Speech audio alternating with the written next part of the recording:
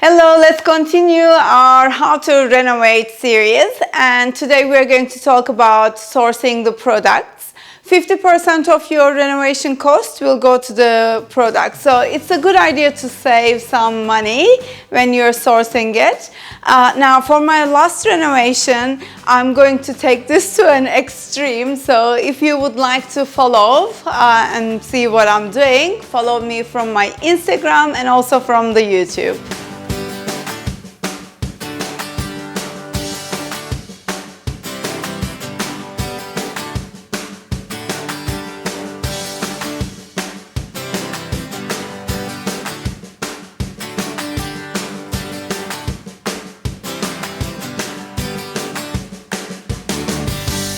First one is Tradie contractor discounts. Majority of the tradies have discounts from the companies they work with. For example, if you're a plumber, you might work with Reese, and you can get great discounts. If you be nice to your tradies, they might let you use this tradie discount.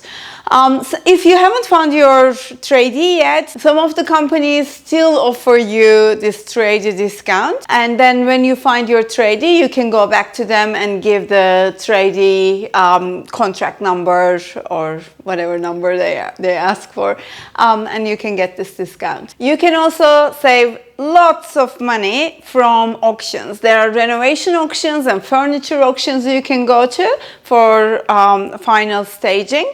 My first renovation was for profit, so my furniture didn't fit in the house. I put all of the stuff in the storage and bought the whole house furniture from auction houses for 500 Australian dollars.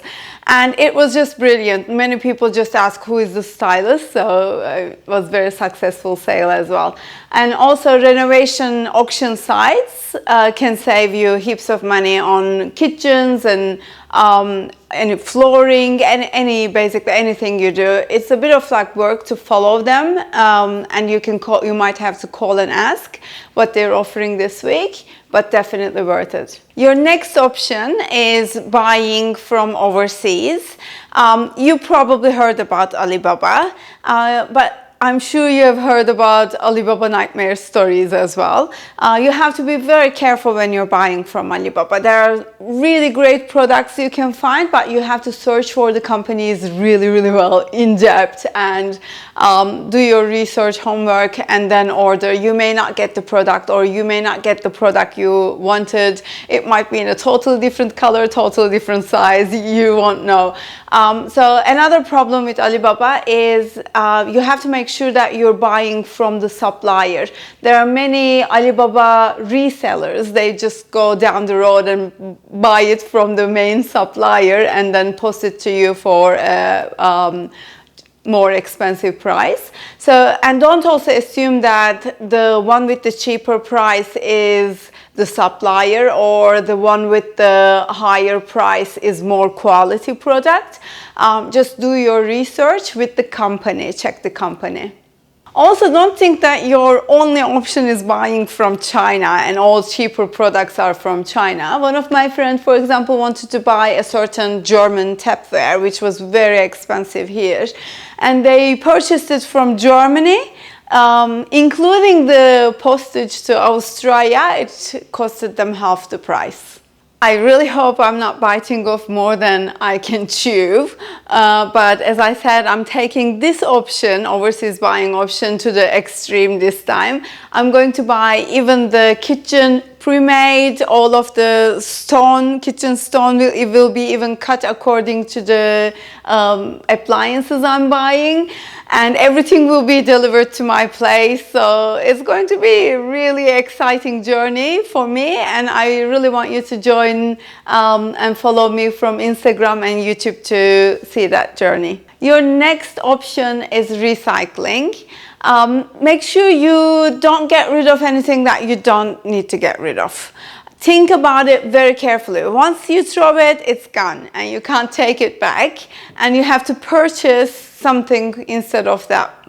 So maybe you don't need to throw that kitchen cabinet, so you can just change the doors. Second-hand is another option. You can buy so many things second-hand nowadays. Just check eBay, Facebook Marketplace or Gumtree. You can find a kitchen for $5,000 and it can be brand new. I'm really serious, you won't believe the things you can find. Some of the Mosman houses, I think they renovate every 2 years, and you can just buy a beautiful, designer kitchen only used for 2 years for a very cheap price. And people may not have time or may not have energy to sell them. They just put it for $1 in the Facebook market. There are also websites like secondhandkitchens.com.au, and when you check the website, you won't believe what you see. Some people have no clue what trends are coming, so they're getting rid of, for example, full solid wood kitchen, dark color, which is going to be very trendy soon. As I said, so you may not have enough time when you're renovating, and you might just get rid of things even though you know it's worth more. Once I sold a whole granny flat for $1 from eBay. A builder came and got everything he needed for his home extension, and I also didn't end up paying $7,000 to knock it down. You can also be a superhero and street save some of the products. You won't believe what you can find on council collection days. Especially go and visit some of the rich suburbs. The things you can find. I have my favorite 2 chairs street saved, and there's nothing wrong with just grabbing those things that people do not love in their houses anymore. Otherwise they will go to landfill, which is a lot worse. Some of the councils also have a council collection shop.